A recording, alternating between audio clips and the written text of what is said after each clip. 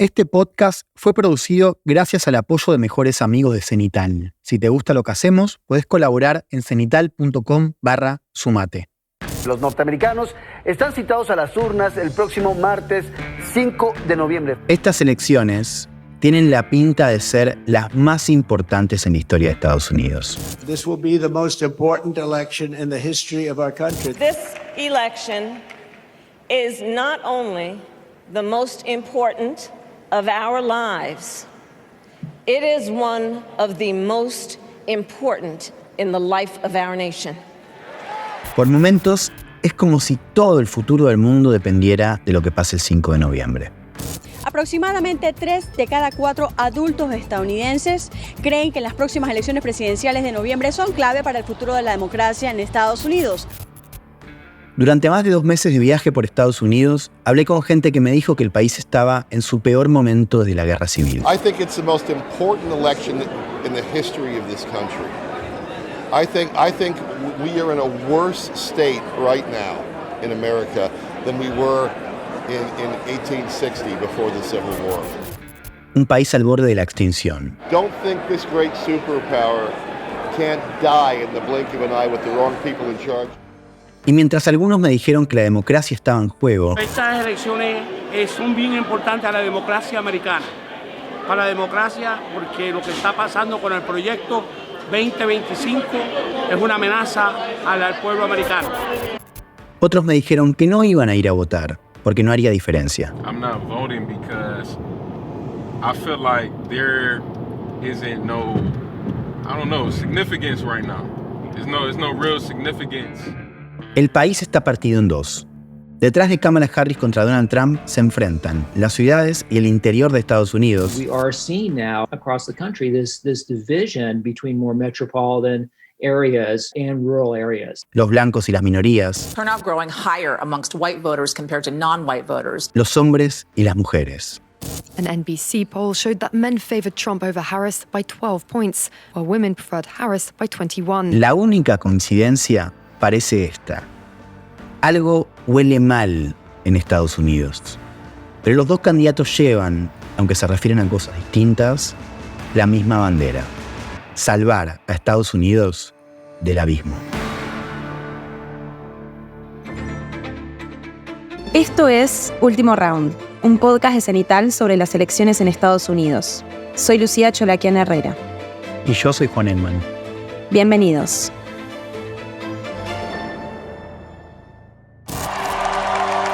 Right now, a historic moment. We can now project the winner of the presidential race. CNN projects Donald Trump wins the presidency. Las elecciones presidenciales de 2016 tomaron al mundo por sorpresa.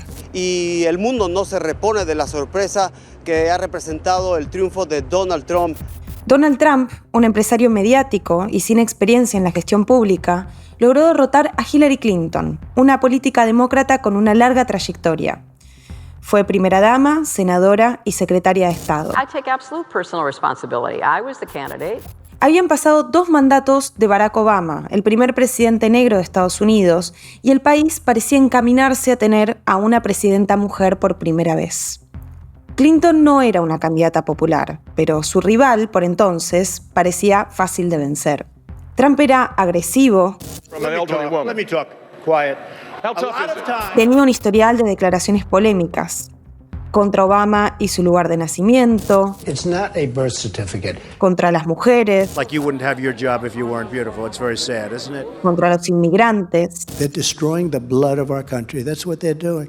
Hasta dijo que podía pegarle un tiro a alguien en el medio de Nueva York y no le costaría ni un voto. Where I could stand in the middle of Fifth Avenue and shoot somebody and I wouldn't lose any voters, okay? It's like incredible.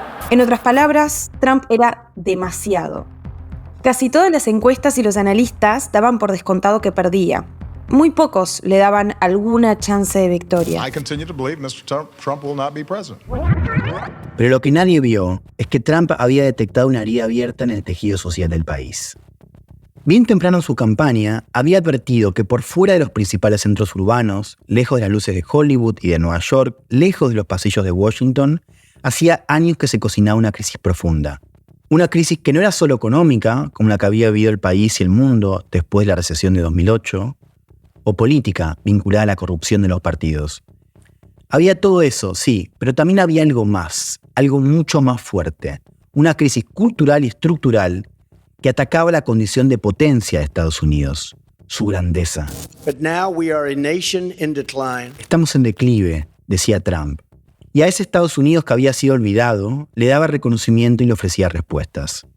A quienes habían perdido su trabajo con los cambios de la globalización, les prometía modificar acuerdos comerciales y rebalancear la relación con China. We're going to beat China, Japan. We're going to beat Mexico at trade.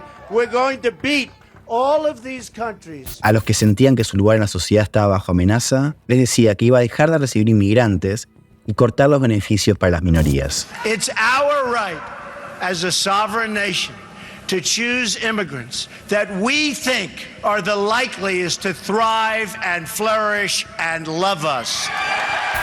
A los que vivían en zonas deprimidas les prometía mejorar su infraestructura y el nivel de vida, además de devolverle los empleos perdidos. We are going to fix our inner cities and rebuild our highways, bridges, tunnels, airports, schools, hospitals. We're going to rebuild our infrastructure. Y a quienes se sentían traicionados por la política y los medios, Trump les ofrecía un cambio de estilo, incorrección política y honestidad brutal. La promesa de decir las cosas como son. Here's the problem with political correctness. It takes too long. We don't have time. Trump logró conquistar a ese electorado decepcionado, pero durante sus 4 años de gestión no logró ninguno de los objetivos que lo habían puesto en la Casa Blanca.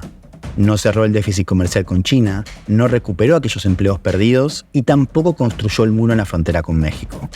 El presidente Donald Trump sigue sin reconocer la derrota electoral ante el demócrata Joe Biden.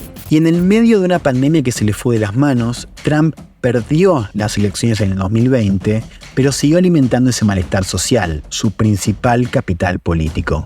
Es con ese capital que Trump puede volver a ganar las elecciones en 2024. Pero también puede volver a alimentar la bronca y provocar una nueva crisis. La historia de estas elecciones, que tienen tanto en juego, es de alguna manera la historia sobre cómo ese malestar apareció y se fue desarrollando. Juan, faltan días para las elecciones y la retórica del malestar sigue estando en primer plano. Entonces, empecemos a bajar esta información. El contexto que hizo posible que Trump ganara en 2016 no se resolvió y eso es evidente, y por algo él es el candidato. Y como dijimos en otro episodio, llega ahora con todo el partido alineado detrás de él. Sí, y esta elección refleja no solo que esa crisis sigue, sino que se agrandó. Biden, como vimos en el primer episodio, tuvo una presidencia ambiciosa desde el punto de vista económico. Decidió invertir muchísimo dinero en infraestructura y en políticas sociales, pero no terminó de resolver ese problema estructural. Claro, Biden tuvo como meta atacar la desigualdad, recomponer la clase media, fortalecer los sindicatos. Y también es cierto que el Congreso lo limitó bastante, pero su mensaje fue claro. Biden decía que él lo que quería era sanar a la nación. That's what presidents do. We got to heal this nation because we have the greatest opportunity of any country in the world to own the 21st century and we can't do it divided.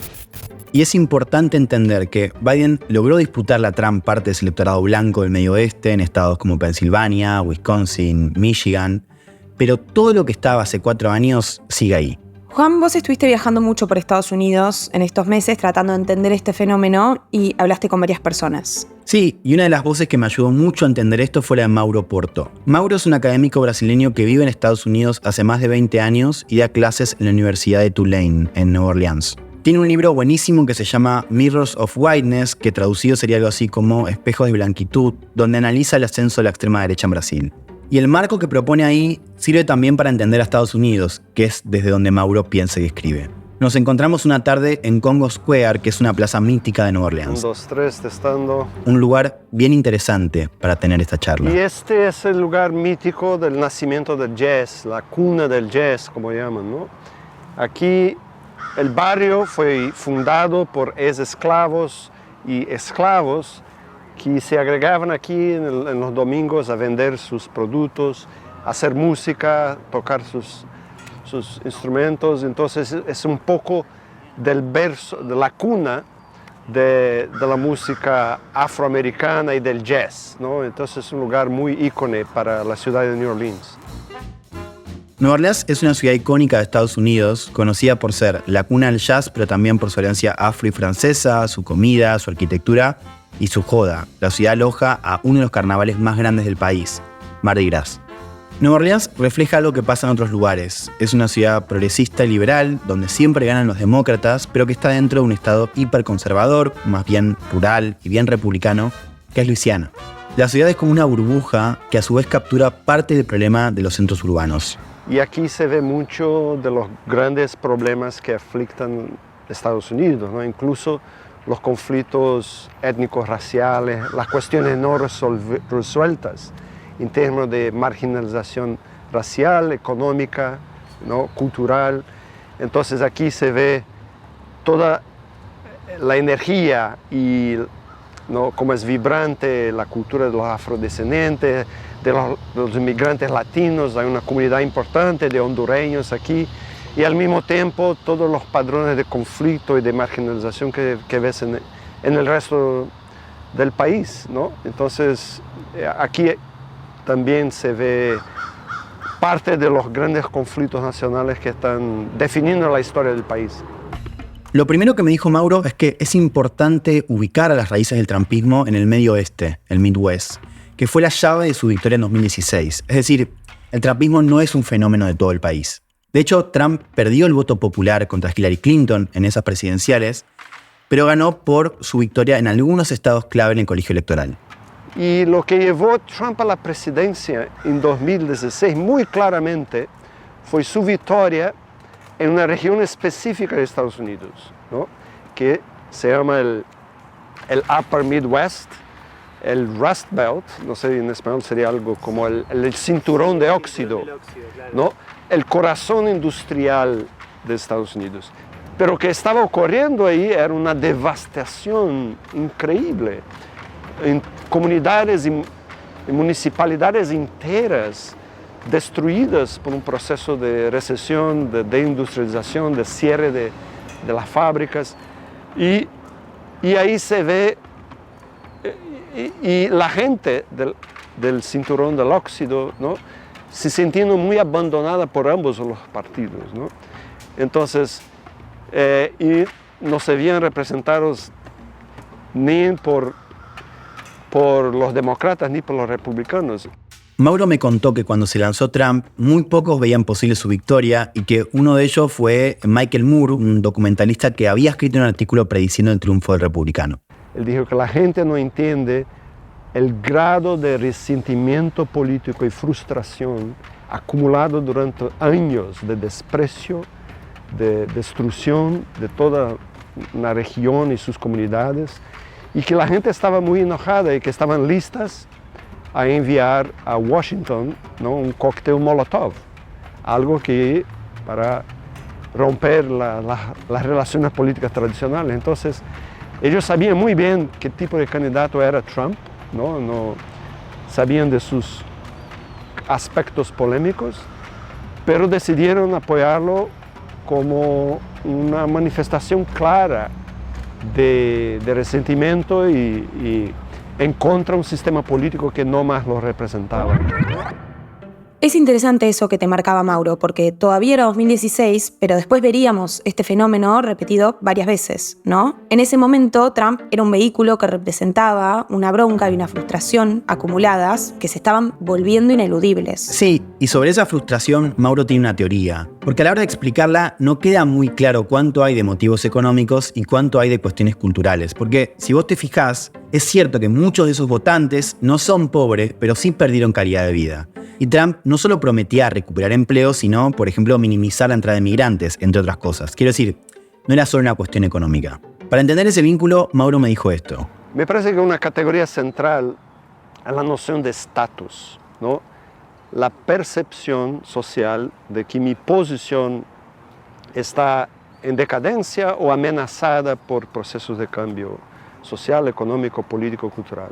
Y lo que pasa es que cuando estas comunidades del cinturón de óxido, ¿no?, del corazón industrial de Estados Unidos, se encuentran en un proceso de decadencia económica y social, hay una percepción de que su estatus está en decadencia y que otros que están en ascensión tiene una ascensión no merecida. Entonces ahí se forman las bases sociales del resentimiento, ¿no? Esta idea del estatus sirve para entender el ascenso de otras derechas en Occidente y la relación que hay entre las preocupaciones económicas, digamos, y las culturales.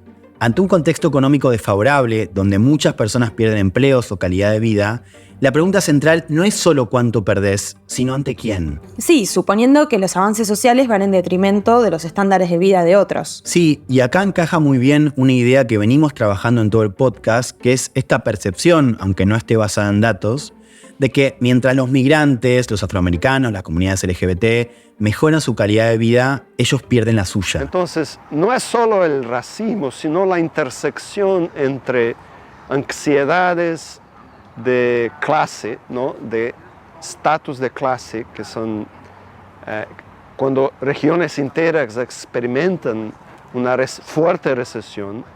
Lo que está claro es que las raíces del trumpismo, las causas originales del resentimiento que llevaron a su ascensión al 2016 continúan presentes, ¿no? Nunca fueron resueltas. Esta idea de que Estados Unidos está dividido es casi un lugar común y de hecho es algo que muchos votantes mencionan. Our country's become so divided, we've become so team-oriented and we've forgotten that at first we're Americans and then we're political team members. Él, por ejemplo, es Kevin, un delegado del Partido Republicano que conocí en la convención en Milwaukee. Para él, estas elecciones son, como para muchos, trascendentales. Kevin me dijo que uno de los problemas era justamente el nivel al que había llegado el enfrentamiento entre simpatizantes de uno y otro partido. Que él no había votado por Biden, pero no entendía cómo había gente que le deseaba la muerte. And so while President Biden is our president now and he's not the president that I voted for, I support him and I support his success. I want him to do well. I don't want him to fail and I certainly don't want him to die. Lo mismo con Trump. And the same is for Donald Trump. And if the other side could see that they can have a president that they don't necessarily agree with, but one that will take care of us as Americans. Que era importante que gente del otro lado supiera que podía haber un presidente con el que no estuvieran del todo de acuerdo, pero que igual iba a proteger a Estados Unidos. Kevin va a votar por Trump y considera que, si bien es una figura también polarizante, ha sido unificadora. And I think Donald Trump actually is polarizing as he is also one of the most unifying figures that we've ever had in all of American politics. Para él, la polarización está causada por las redes sociales y los medios que muestran una visión demasiado octada del mundo. Yeah, I think that technology has really caused this division to happen rapidly, and really the media who clearly has taken a side and has utilized the power that they have to promote that side. Y esto es interesante porque para Kevin y otros votantes con los que conversé, la polarización siempre está causada o por factores externos o por los del otro partido. También me encontré con votantes de Harris que me dijeron que el problema era básicamente Trump. Before Donald Trump, I never even knew what party my friends were. Loretta, una demócrata de Nueva Orleans, me lo resumió así. Antes de que llegara Trump al poder, ella no sabía qué votaban sus amigos. Me parece una buena definición, pero los votantes de Trump podrían decir que esa división es anterior y que durante mucho tiempo una parte del país no la tuvo en cuenta. Sí, y por eso hablamos de la herida. Pero vayamos un poco más allá.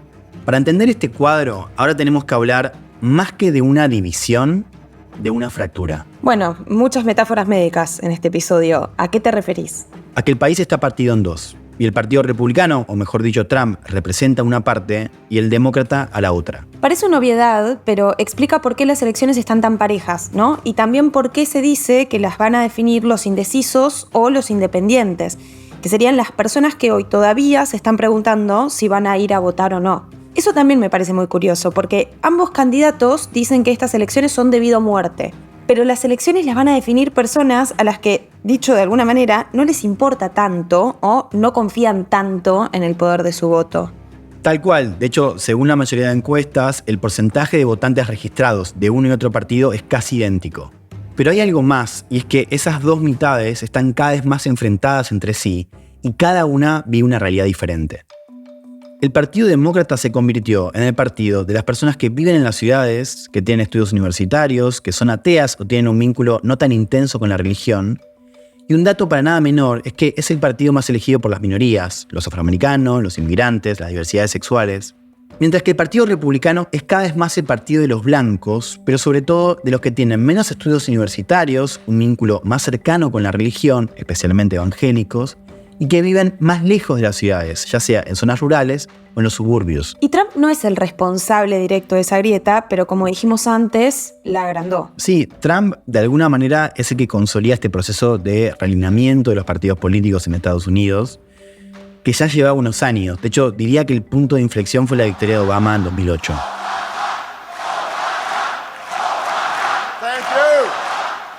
Y por eso es importante lo que nos dijo Mauro sobre las ansiedades raciales, porque para una parte del país, inclusive para personas que solían votar por el Partido Demócrata, la elección de Obama activó algo, generó una reacción que inclusive llevó a que muchos blancos que antes votaban por el partido dejaran de hacerlo.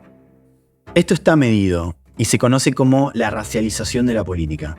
Dicho simple, el color de piel de los estadounidenses comenzó a ser una variable cada vez más importante para definir el voto, pero también para evaluar la economía o a ciertas políticas. Es una grieta más compleja y más intensa a la que estamos acostumbrados acá en Argentina, si eso es posible. Pero estoy segura de que hay un término politológico que lo resume, ¿no? Algo así. Estados Unidos es un ejemplo perfecto de este tipo de polarización afectiva, donde no solamente crece la distancia entre esos dos polos sociales, sino que crece también la animosidad entre uno y otro. Es un proceso por el cual tu identidad política se fusiona con tu identidad social y donde tu voto termina definiéndote porque expresa no solamente por quién votás, sino también tus valores, los medios de comunicación que consumís, dónde vivís, etc. A veces eso puede desembocar en violencia política, que es algo que está pasando cada vez más en Estados Unidos. Mass shooting. Crímenes de odio. Take a look at what happened. What do you want? I can breathe. Y a nivel electoral tiene una traducción inmediata, que es que aunque tu candidato no te encante, jamás votarías al otro. Eso es lo que pasa con Trump. No todos los republicanos lo aman, de hecho ya vimos que tuvo rivales y díscolos dentro del partido, pero con gustarle a una mayoría ya es suficiente porque te permite ganar una interna y en una elección general, el electorado del partido te va a votar igual. Nosotros dijimos que Trump estaba mejorando con afroamericanos y latinos jóvenes que son votantes tradicionalmente demócratas. ¿Cambia o no la ecuación con eso? Bueno, lo bueno es más competitivo para esta elección, pero en términos estructurales el cambio es mínimo. De hecho, más del 80% de los afroamericanos, según varias encuestas, va a votar por Harris. Pero esto que marcás es importante porque con que Trump mejore unos puntos respecto a la última elección dentro de estos grupos en estados competitivos, ya podía ser suficiente para imponerse. Lo cual te habla un poco de lo fino que es este balance. Recordemos una vez más cuáles son esos estados clave. Hablamos de Michigan, de Pensilvania y de Wisconsin, pero también de Arizona, Georgia, Nevada y Carolina del Norte. Para sintetizar, aunque ahora pueda apelar a más grupos, el trumpismo sigue concentrándose en segmentos específicos de la población que, por cómo funciona el sistema y por cómo evolucionó la polarización en Estados Unidos, se vuelven determinantes. Claro, puede que haya una mayoría antitrumpista en el país, pero por cómo funciona el sistema, ese núcleo trumpista tiene mucho poder. Es un núcleo que hoy le responde totalmente y lo va a seguir a donde sea. And I will force the Chinese to sell any holdings in the United States that put our national security at risk. We have to do that.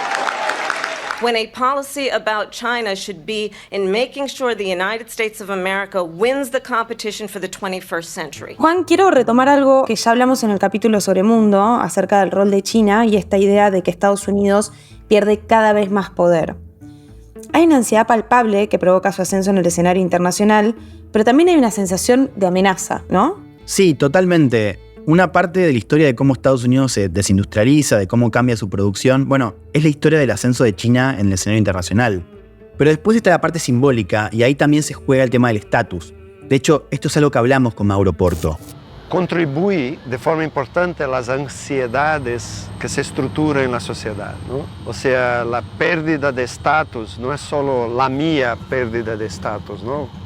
Comparado con otros ciudadanos, pero también la pérdida de estatus de mi país. Y ahí la historia de la Guerra Fría, la ideología que siempre en Estados Unidos es el líder del mundo democrático, que siempre hay una amenaza al liderazgo de Estados Unidos, siempre estará presente en la política americana.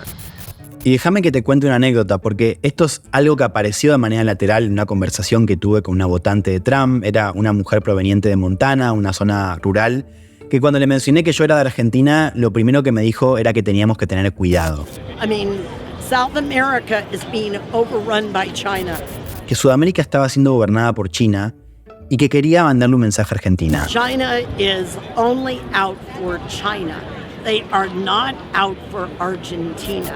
Que a China solo le importan sus intereses y que elegir a Trump implicaría salvar a todo el mundo de China. Argentina and the rest of the world that is good will be protected.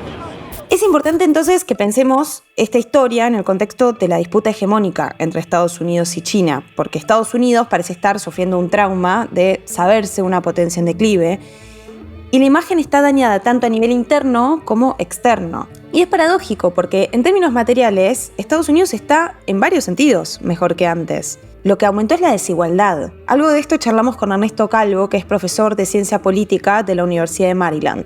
Que el imaginario de la derecha sea que Estados Unidos no es lo que era, no es extraño porque es parte de la argumentación política. Ninguno de los datos de la realidad podría acompañar en verdad esa percepción. Que América no era tan great antes, como dice Trump. Estados Unidos tenía un ingreso per cápita más bajo, una tasa de crimen mucho más alta, niveles de educación más bajos, niveles de atención mucho más bajos. Estados Unidos era un país, no diría más desigual, que es lo único en lo cual ha cambiado, pero era un país con muchos menos recursos políticos, simbólicos y sociales que los que tiene ahora. Y que antes era, además, un país muchísimo menos democrático. Es un país que durante más de 100 años después de la Guerra Civil ejerció consistentemente la violación del derecho democrático y el fraude electoral en gran parte de sus estados en el sur, con lo cual la imagen de un país que está a la deriva, saqueado, sometido al crimen, no coincide con ninguno de los datos que tenemos de Estados Unidos. Para Ernesto, Trump utiliza políticamente el ascenso de China y así poder vender esta idea de que Estados Unidos está amenazado de manera terminal. And if it's going to happen, we have to take the lead over China. China is the primary threat in terms of that.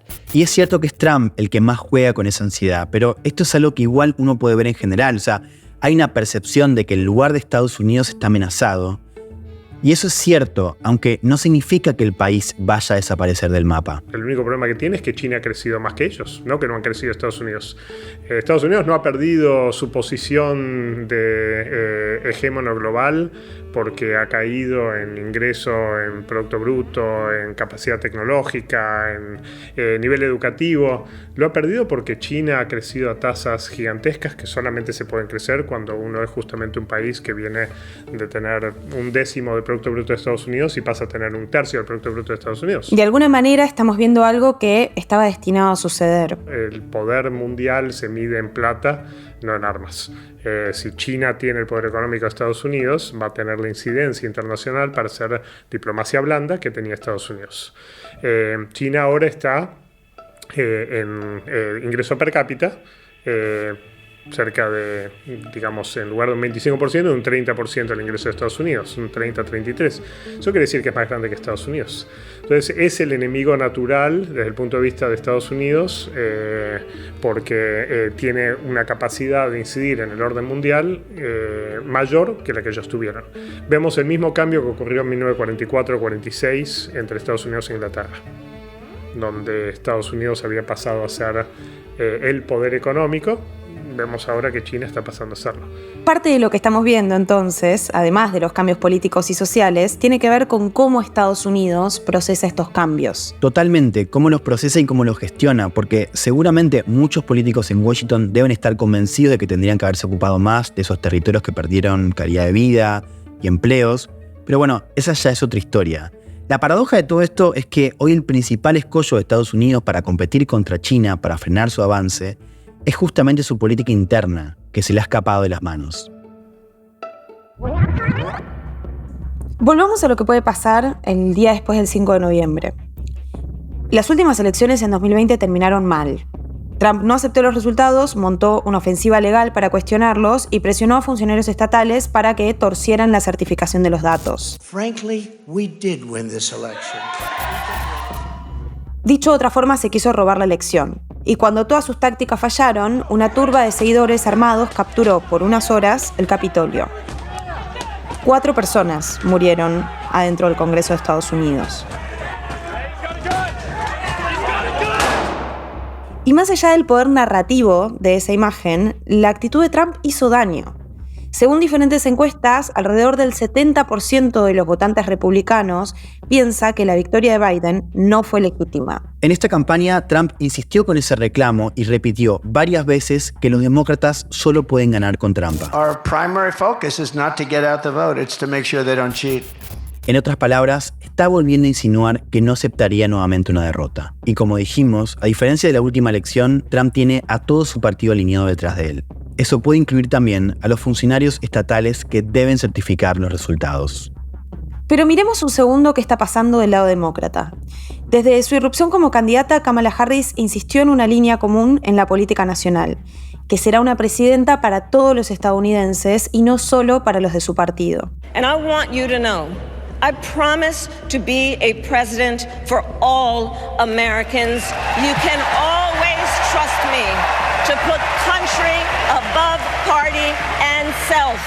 En los últimos años, los demócratas intentaron desinflar el conflicto con sus oponentes políticos. Dejaron de ridiculizar a los votantes republicanos, como había hecho Hillary en 2016 cuando lo llamó manga de deplorables. You could put half of Trump supporters into what I call the basket of deplorables. Y pidieron una y otra vez a sus seguidores que reabrieran la conversación con aquellos que están del otro lado de la grieta. If we listen to our neighbors, if we work like we've never worked before, if we hold firm to our convictions, we will elect Kamala Harris as the next president of the United States. Pero todo indica que por el momento el país se encamina a la repetición de ese enfrentamiento. Lo primero es que si bien la carrera presidencial está pareja, los republicanos tienen muchas chances de ganar el Senado y la Cámara Baja. Eso quiere decir que si Trump es presidente, tendría a su favor el Congreso, la Corte Suprema y, a diferencia del 2016, a todo su partido. Es decir, tendría muchos menos contrapesos para aplicar su agenda. Y Trump, a diferencia de Harris, no desescaló el conflicto. Al contrario, entre otras cosas, Trump propuso perseguir judicialmente a sus opositores, una medida que puede leerse como una advertencia para otros rivales políticos. I will appoint a real special prosecutor to go after the most corrupt president in the history of the United States of America, Joe Biden, and the entire Biden crime family. Si Harris gana, es probable que tenga que lidiar con un Congreso en contra y que tenga aún menos margen de maniobra que el que tuvo Biden para gobernar. Pero antes que nada deberá lidiar con la recepción de la derrota de Trump, que esta vuelta se juega algo mucho más grande que su futuro político. El expresidente sabe que puede ir preso y enfoca esta contienda como una revancha por las causas judiciales que lo acechan. Algunas veces la venganza está justificada, dice Trump, que está envalentonado y ahora cuenta con una bancada más grande. Y tiene, además, nuevos aliados. President Trump must win to preserve the Constitution. He must win to preserve democracy in America. Si en el 2020 redes sociales como Twitter jugaron un rol en desinflar el clima golpista al bajar la cuenta Trump y a otros voceros, esta vez cuenta con el apoyo de Elon Musk, el nuevo monarca de la red, que se mostró abierto a acompañarlo en un eventual gobierno, lo que quiere decir que está apostando a su victoria.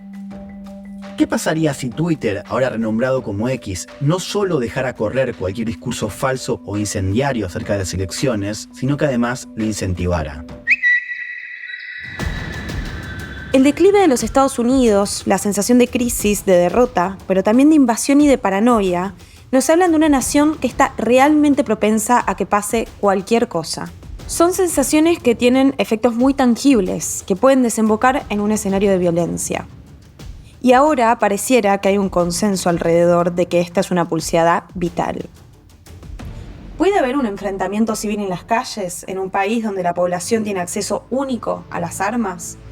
¿Cómo actuarían las fuerzas de seguridad, entre las que Trump cultiva muchos seguidores, ante un escenario de desborde? El 5 de noviembre, Estados Unidos se enfrentará a una prueba que para muchos puede ser un último round entre la democracia y sus desafiantes. Todo el mundo está mirando de cerca. Esto fue Último Round, un podcast de Cenital sobre las elecciones presidenciales en Estados Unidos. Los guiones los escribimos con Lucía Cholaquian Herrera. El sonido estuvo a cargo de Marco Tonizzo y Nicolás Morbelli.